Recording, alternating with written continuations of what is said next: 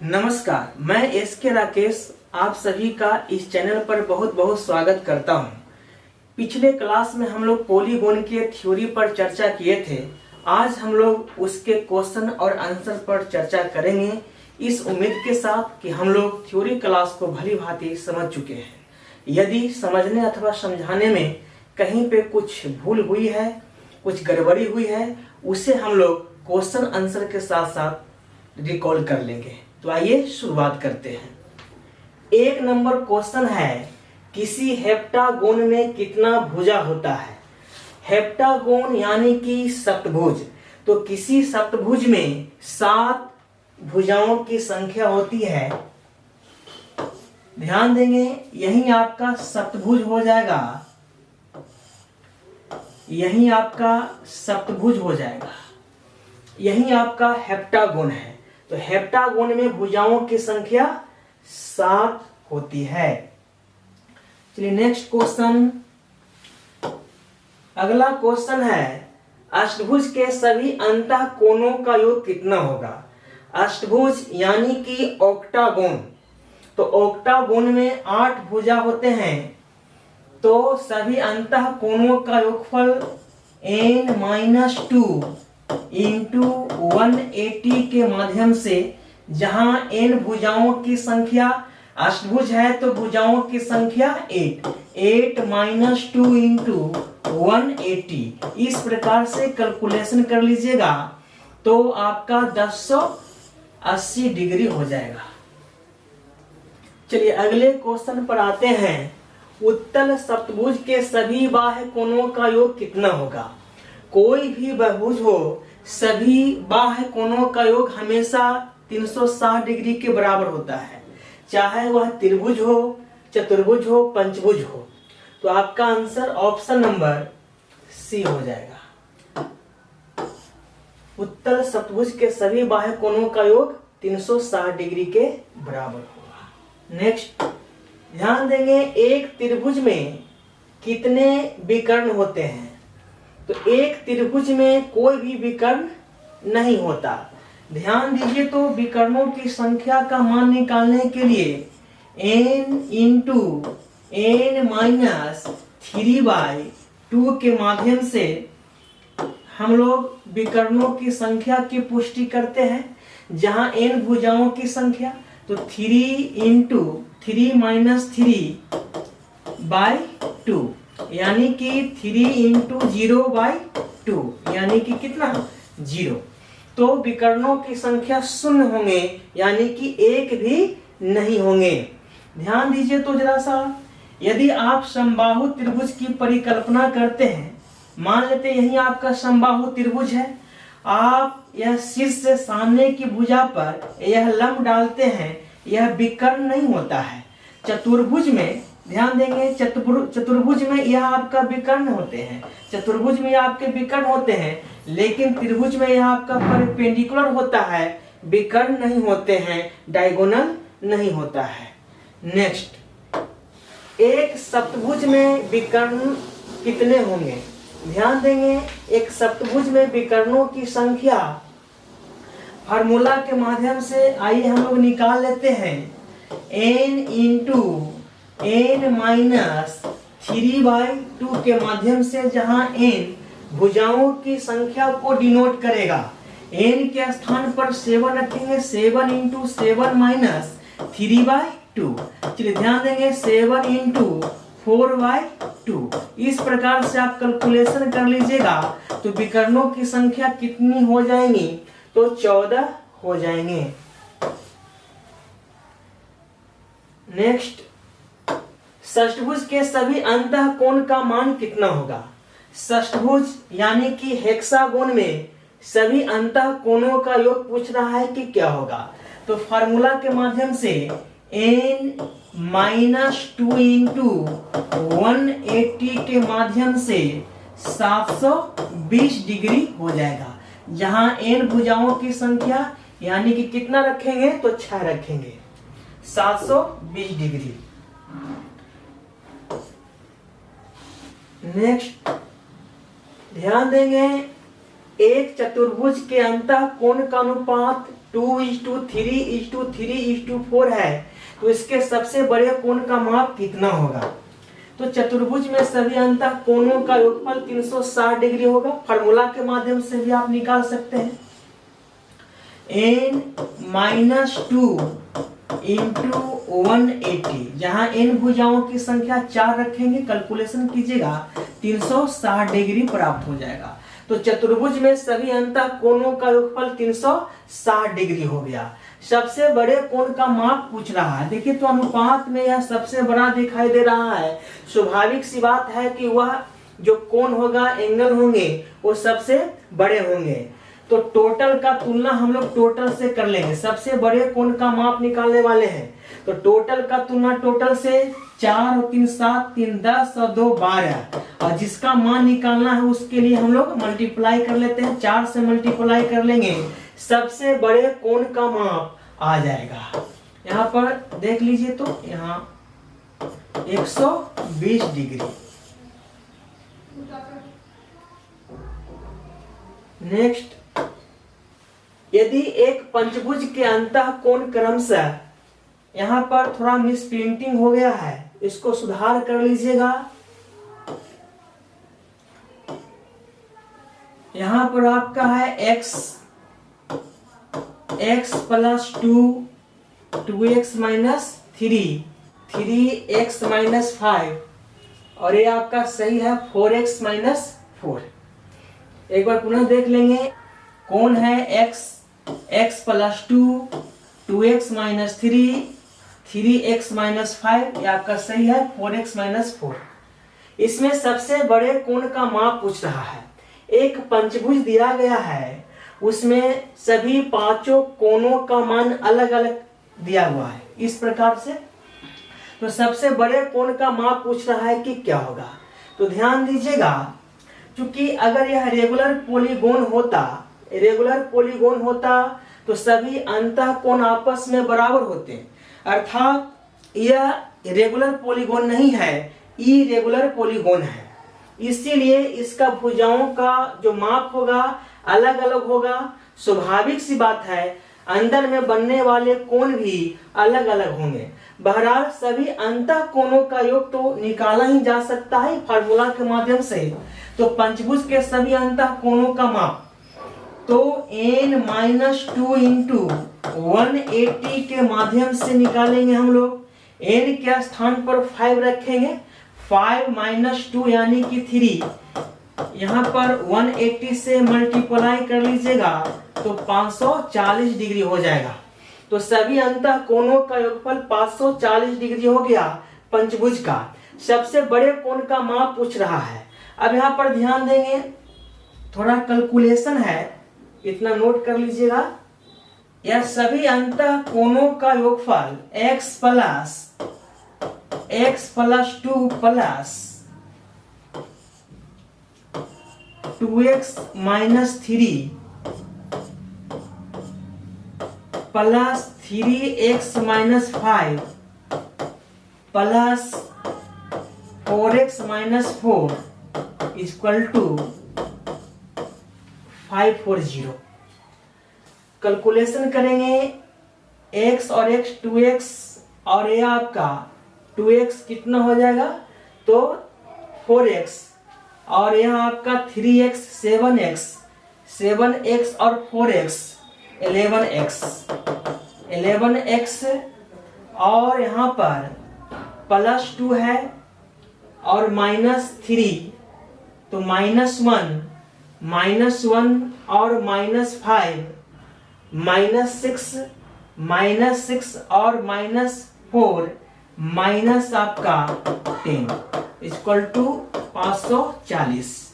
इसको उस तरफ लेके चले जाएंगे तो 11x बराबर हो जाएगा। इस प्रकार से x का मान निकाल लीजिएगा, तो 550 बट्टा 11 बराबर, यह 5 टाइम में डिवाइड हो जाएगा, तो x का मान कितना आ जाएगा, तो 50 आ जाएगा। अब यहाँ पर ध्यान दीजिएगा, x का मान जब आपका 50 आ गया है तो किसी भी एंगल का आप मान निकाल सकते हैं। सबसे बड़े कोण का माप आपसे पूछा जा रहा है, तो संभवतः सबसे बड़े कोण का माप देखिए तो यहाँ पर 4x माइनस 4 ही होगा। तो 4x माइनस 4 का मान हम लोग निकालेंगे, तो 4x माइनस 4, x के स्थान पर 50 रखेंगे, ये आपका 200 घटाव 4 यानी कि कितना हो जाएगा 196 हो जाएगा। 196 यहाँ पर छूट गया है, इसको सुधार कर लीजिएगा 196। अगर आप 3x माइनस 5 का मान निकालते हैं, ध्यान दीजिए, तो 3x माइनस 5 का मान निकालते हैं, ये आपका कोण एंगल का, ये आपका चौथा कोण का मान, तो x के जगह पर हम लोग 50 रखेंगे, तो 150 में से 5 को घटा लेंगे, तो ये आपका 145 डिग्री आएगा।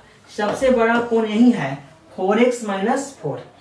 ध्यान देंगे, एक सम अष्टभुज के प्रत्येक अंतः कोण का मान कितना होगा। तो ऑक्टागोन के बारे में कहा जा रहा है, तो ऑक्टागोन के सभी अंतः कोणों का योगफल क्या होगा, पहले यह बात की पुष्टि कर लेते हैं।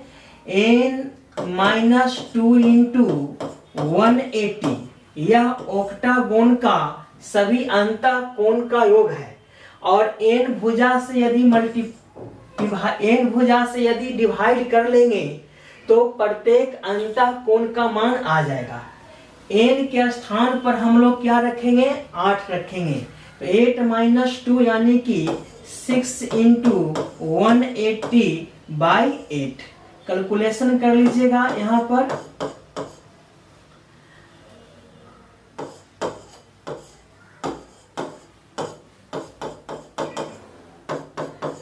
वन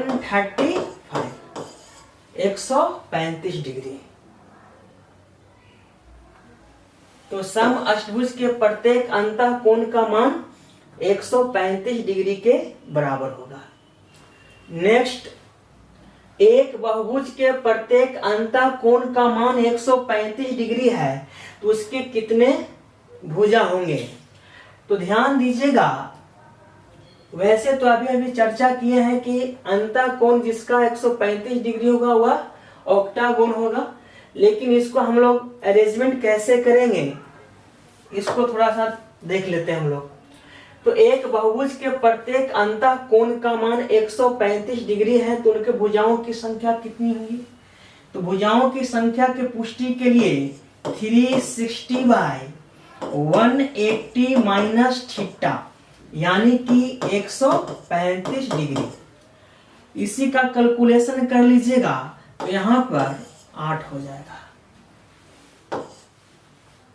इसका फार्मूला था 360/180 माइनस अंतः कोण यानी कि थीटा। नेक्स्ट, एक बहुभुज के प्रत्येक बाह्य कोण का मान 60 डिग्री है, तो वह बहुभुज होगा। ध्यान देंगे, भुजाओं की संख्या की पुष्टि करनी है, तो फार्मूला आप लोग जानते हैं 360/थीटा।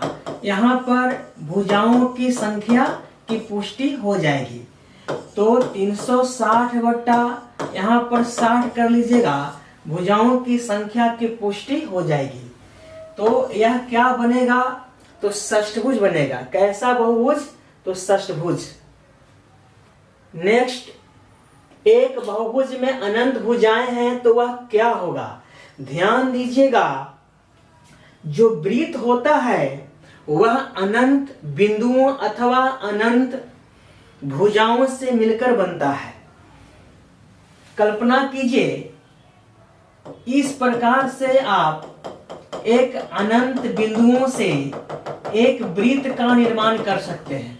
इस प्रकार से अनंत बिंदुओं के सहायता से आप लोग एक वृत्त का निर्माण कर सकते हैं, अथवा अनंत भुजाओं से भी। अगर आप एक बहुत ही छोटा सरल रेखा ले लेते हैं, इस प्रकार से एक ऐसा समय आएगा कि यह जो है गोल आकृति बन जाएगा। चूंकि वह जो है पटरी होता है स्ट्रेट होता है, लेकिन यह जो है काफी दूरी में, यह जो है काफी दूरी में इस प्रकार से आपका कर्व बना लेता है, तो हम कह सकते हैं कि एक बहुभुज में अनंत भुजाएं हैं, तो वह कैसा होगा, वह क्या होगा, तो वह एक वृत्त होगा।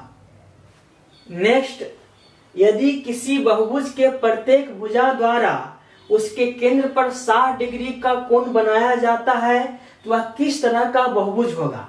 तो ध्यान दीजिएगा, हम लोग थ्योरी क्लास में पढ़े थे, केंद्र पर समबाहु त्रिभुज बनता है षष्ठभुज में ही, षष्ठभुज में ही 6 समबाहु त्रिभुज का निर्माण होता है। अतः कह सकते हैं कि जिसका केंद्र बिंदु 60 डिग्री का होगा कोई, तो वह षष्ठभुज होगा। अथवा ध्यान दीजिएगा, भुजाओं की संख्या की पुष्टि करना हो, भुजाओं की संख्या की पुष्टि करना होगा, तो 360 बट्टा आप थीटा कर लीजिएगा, क्योंकि जो केंद्र पर जो कोण बनता है, एंगल बनता है, तो वह 360 डिग्री का होता है और सभी बहिष कोण भी 360 डिग्री का होता है।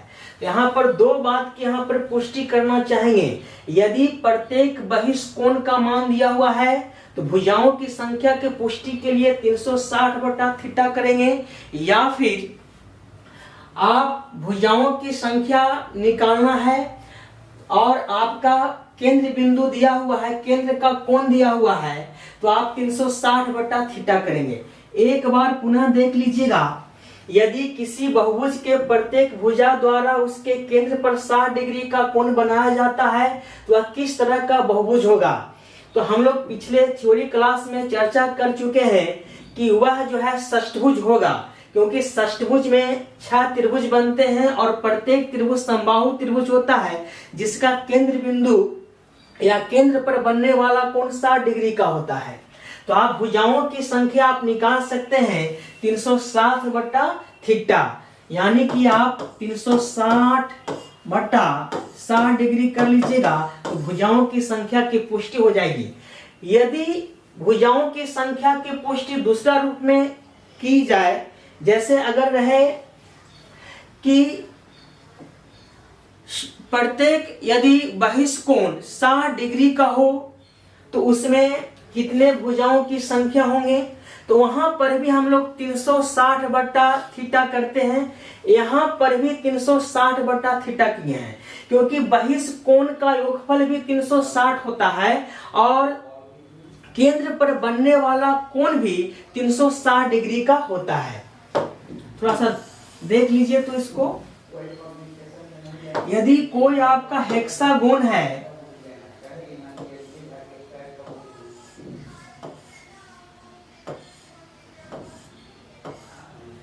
यही आपका हेक्सागोन है, तो जितने भी यहाँ पर त्रिभुज बनता है वह आपका सभी समबाहु त्रिभुज बनता है, यह आपका समबाहु त्रिभुज बनता है। तो यह केंद्र का जो कोण बनता है वह 60 डिग्री का बनता है और पूरा जो केंद्र पर बनने वाला कोण है वह 360 डिग्री का होता है। इसीलिए 300 प्रत्येक यदि आपका कोण निकालना हो तो 360 में भुजाओं की संख्या से भाग दे दीजिए, या फिर भुजाओं की संख्या की पुष्टि करनी हो तो 360 में केंद्र पर बनने वाले कोण से भाग दे दीजिएगा, तो आपका भुजाओं की संख्या की पुष्टि हो जाएगी। ठीक उसी प्रकार से यदि प्रत्येक बहिष कोण का माप दिया हुआ है और भुजाओं की संख्या की पुष्टि करनी हो तो 360 में आप बहिष कोण से डिवाइड कर दीजिएगा, क्योंकि बहिष कोण भी 360 डिग्री के बराबर होता है और केंद्र पर बनने वाला भी कोण 360 डिग्री के बराबर होता है। तो इस प्रकार से आप 360 में यदि केंद्र पर बनने वाला कोई एक कोण से डिवाइड कर दीजिएगा तो भुजाओं की संख्या आ जाएगी, या फिर 360 में कोई भी बहिष कोण से, कोई भी बहिष कोण दिया हुआ है उससे यदि आप डिवाइड कर दीजिएगा तो यहां पर भुजाओं की संख्या की पुष्टि हो जाएगी। चलिए नेक्स्ट, एक सप्तभुज के अंतः कोण का अनुपात 1:2:3:3:4:3 है तो सबसे छोटे कोण का मान क्या होगा? सप्तभुज में सभी अंतः कोणों का योगफल की पुष्टि सबसे पहले हमें करनी चाहिए। तो सप्तभुज में सभी अंतः कोणों का योगफल n-2 इंटू 180 के माध्यम से हम लोग निकालते हैं, जहां पर n क्या है? भुजाओं की संख्या है। ठीक है, तो यहां पर आपका हो जाएगा 7 - 2 इंटू 180, यहां पर 5 इंटू 180 हो जाएगा। इस प्रकार से आपका सभी अंतः कोणों का योगफल यह आपका 900 डिग्री हो जाएगा। सप्तभुज में सभी अंतः कोणों का योगफल 900 डिग्री हो जाएगा। यहाँ पर ध्यान दीजिएगा, टोटल का तुलना हम लोग टोटल से करते हैं। यदि सबसे बड़ा अथवा सबसे छोटा का मान निकालना हो तो टोटल का तुलना टोटल से। 3 और 4 7, 4 11, 11 और 3 आपका 14, 3 17, 2 19 और 1 20। तो टोटल का तुलना टोटल से। और सबसे छोटे कोण का मान पूछ रहा है तो कितना से हम लोग मल्टीप्लाई करेंगे? तो 1 से हम लोग मल्टीप्लाई कर लेंगे। इस प्रकार से आपका कितना हो जाएगा? तो 45 डिग्री हो जाएगा। नेक्स्ट, एक चतुर्भुज के अंतः कोण का अनुपात 2:3:3:4 है तो सबसे बड़ा कोण और सबसे छोटा कोण का अंतर कितना होगा? तो ध्यान दीजिएगा, चतुर्भुज के सभी अंतः कोणों का योगफल 360 डिग्री के बराबर होता है। n-2 इंटू 180 के माध्यम से n के स्थान पर 4 रखेंगे तो 360 डिग्री आ जाएगा सभी अंतः कोणों का योगफल। तो इसमें पूछ रहा है कि सबसे छोटा कोण और सबसे बड़ा कोण का अंतर क्या होगा? तो टोटल का तुलना हम लोग टोटल से कर लेंगे। 360 का तुलना 4 3 7 3 10 और 2 12 से कर लेंगे और जिसका मान निकालना है उसके लिए गुना करते हैं। तो सबसे बड़ा कोण और सबसे छोटा कोण का अंतर पूछ रहा है। तो सबसे बड़ा कोण आपका 4 है, सबसे छोटा कोण आपका रेशियो में 2 है। इन दोनों का अंतर कितना हो जाएगा? 2। तो अंतर का तुलना अंतर से कर लेंगे। तो यहाँ पर ध्यान दीजिएगा, कैलकुलेशन कर लीजिएगा तो आपका कितना हो जाएगा? तो 60 डिग्री हो जाएगा। चलिए अगले क्वेश्चन पे आते हैं। यदि किसी बहुभुज में प्रत्येक अंतः कोण बहिष्ठ कोण का 6 गुना है तो उस बहुभुज में कितनी भुजाएं हैं? तो ध्यान दीजिएगा, एक फार्मूला हम लोग लिखे थे, अंतः कोण बटा बहिष्ठ कोण बराबर n-2/2। तो यहाँ पर ध्यान देंगे, अंतः कोण बटा बहिष्ठ कोण बराबर n-2/2। इसके माध्यम से भुजाओं की संख्या निकाल सकते हैं। तो यहाँ पर अंतः कोण जो है वह बहिष्ठ कोण का 6 गुना है। तो यहाँ पर 6:1 हो जाएगा। यहाँ पर n-2/2 क्रॉस गुना कर लेंगे तो 6 दूना 12 n-2। यह माइनस वाला को इस तरफ लेकर चले आइएगा तो n का वैल्यू कितना हो जाएगा? 14। तो इस प्रकार से आप भुजाओं की संख्या को कंसीडर कर सकते हैं। ध्यान दीजिएगा, दूसरा रूप में यदि संक्षिप्त में आप बनाना चाहें तो यदि अंतः कोण और बहिष्ठ कोण का रेशियो दिया हुआ हो, अंतः कोण और बहिष्ठ कोण का रेशियो दिया हुआ है, 1:6। इन दोनों को आपस में ऐड करके और डबल कर दीजिएगा, आपका अभिष्ट उत्तर की प्राप्ति हो जाएगी। तो ध्यान दीजिएगा, भुजाओं की संख्या निकालने के लिए यह दोनों रेशियो को ऐड कर डबल कर देंगे तो 6 और 1 7, 7 दूना कितना हो जाएगा? 14। 1 + 6 × 2 = 14। इस प्रकार से आप भुजाओं की संख्या की पुष्टि कर सकते हैं। चलिए अगले क्वेश्चन पे आते हैं। यदि किसी समबाहुभुज का प्रत्येक अंतःकोण 150 डिग्री का है तो बहुभुज में भुजाओं की संख्या क्या है?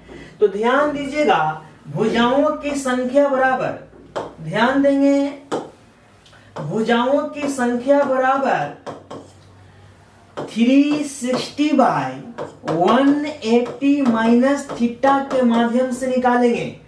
तो 360 बाय 180 माइनस 150, यहाँ पर थीटा का मान अंतःकोण को डिनोट करेगा, माइनस कर लेंगे तो 360 बाय यहाँ पर कितना हो जाएगा तो 30। तो इस प्रकार से आप निकाल सकते हैं भुजाओं की संख्या। आपका ऑप्शन नंबर सी। अगले क्वेश्चन पे आते हैं। क्वेश्चन है समषष्ठभुज में कोण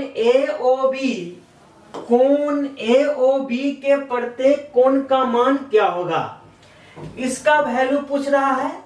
यहाँ पर ध्यान देंगे, षष्ठभुज का प्रॉपर्टीज है कि इसमें जो है 6 त्रिभुज बनते हैं और 6 त्रिभुज समबाहु त्रिभुज कहे जाएंगे, क्योंकि यह जो प्रत्येक एंगल 120 का बनता है। ध्यान दीजिए, तो षष्ठभुज के सभी अंतःकोणों का योग n-2 इंटू 180 के माध्यम से 720 आ जाएगा। यदि प्रत्येक कोण का मान आपसे पूछे, प्रत्येक अंतःकोण का मान आपसे पूछे, तो टोटल में आप जितने भुजा हैं उससे भाग दे दीजिएगा, प्रत्येक अंतःकोण का मान आ जाएगा। और एक बात ख्याल रखेंगे कि यह केंद्र से इस शीर्ष पर, यह केंद्र से यहाँ जो आप एक स्ट्रेट लाइन खींचते हैं, तो इस प्रकार से यहाँ से एक आपका ट्रायंगल का निर्माण होता है। और इस प्रकार से यदि भुजा पर यदि स्ट्रेट लाइन खींचते हैं तो यह आपका 90 डिग्री का कोण बनता है। तो इस प्रकार से 6 त्रिभुज का निर्माण होगा। यहाँ ध्यान देंगे, इस प्रकार से 6 त्रिभुज का निर्माण होगा और प्रत्येक समबाहु त्रिभुज कहे जाएंगे। वह इसलिए क्योंकि यदि भुजाओं की संख्या सम ऑर्डर में है तो यह आपका परिपेंडिकुलर कहलाएगा, यह वाला आपका परिपेंडिकुलर कहलाएगा और यह वाला आपका बाइसेक्ट स्ट्रेट लाइन कहलाएगा, द्विभाजक। तो यह एंगल को जो है यह 2 बराबर भागों में विभाजित कर देगा। तो प्रत्येक आपका 120 डिग्री का आया, स्वाभाविक सी बात है कि 60 डिग्री का यहाँ पर प्रत्येक एंगल बनेगा। 60 और 60 आपका 120, यह भी द्विभाजक रेखा है तो यहाँ पर भी 60 डिग्री का कोण बनेगा। तो 60 और 60 120, स्वाभाविक सी बात है कि तीसरा एंगल भी कितना हो जाएगा, 60 डिग्री का हो जाएगा। तो यहाँ पर ध्यान दीजिएगा, प्रत्येक कोण जो यहाँ पर बनेगा वह कितने डिग्री का होगा। केंद्र का कोण आपसे पूछ रहा है तो आपका आंसर कितना होना चाहिए, 60 डिग्री। और एक बात और ख्याल रखें, यदि केंद्र का कोण पूछे तो 360 में जितने भुजाओं की संख्या है उससे हम डिवाइड कर देंगे। ध्यान देंगे, केंद्र का यदि कोण पूछे, केंद्र का यदि कोण पूछे तो 360 में भुजाओं की संख्या से डिवाइड कर देंगे, यह आपका केंद्र का कोण आ जाएगा। तो इस प्रकार से भी आप पुष्टि कर सकते हैं 60 डिग्री का। समषष्ठभुज में कुछ और प्रॉपर्टीज होते हैं, यहां पर ध्यान दीजिए।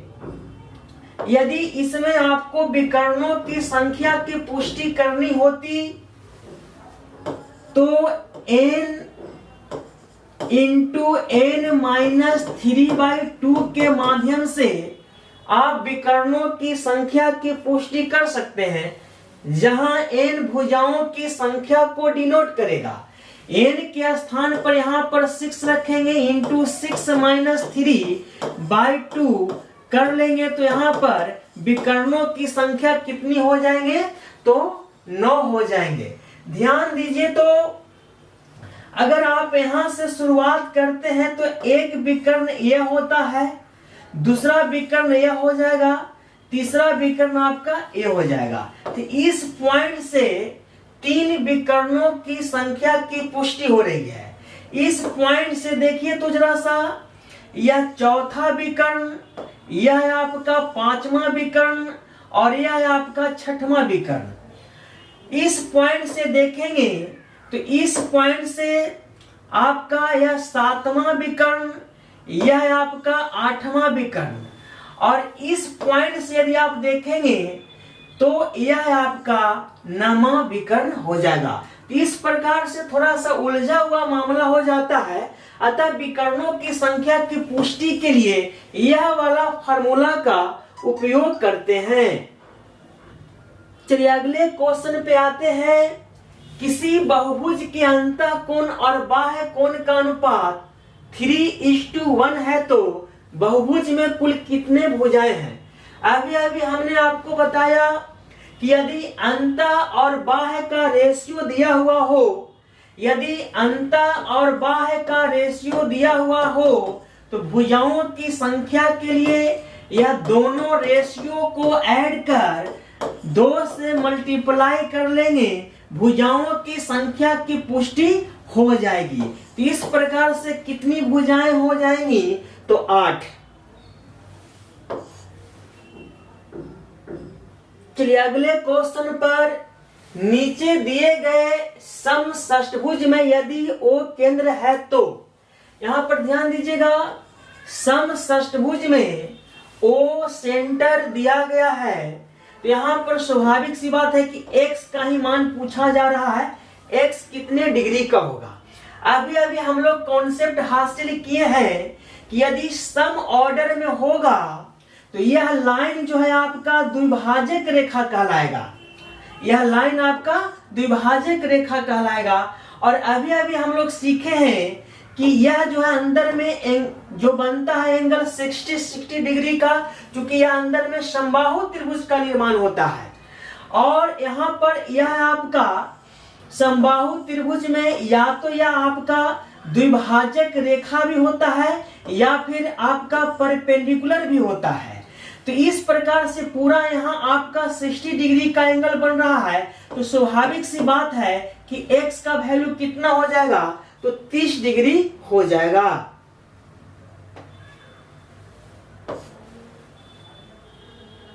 चलिए ध्यान देंगे, किसी अष्टभुज में प्रत्येक भुजा द्वारा केंद्र पर बनाए गए कोण तथा त्रिभुज के प्रत्येक कोण का मान क्या होगा? यदि एक आप अष्टभुज बनाते हैं, इस प्रकार से, तो केंद्र का कोण आपसे पूछ रहा है। पहले मान लेते हैं एक त्रिभुज का निर्माण हम लोग कर लिए हैं, तो यह केंद्र का कोण आपसे पूछ रहा है कि कितना होगा।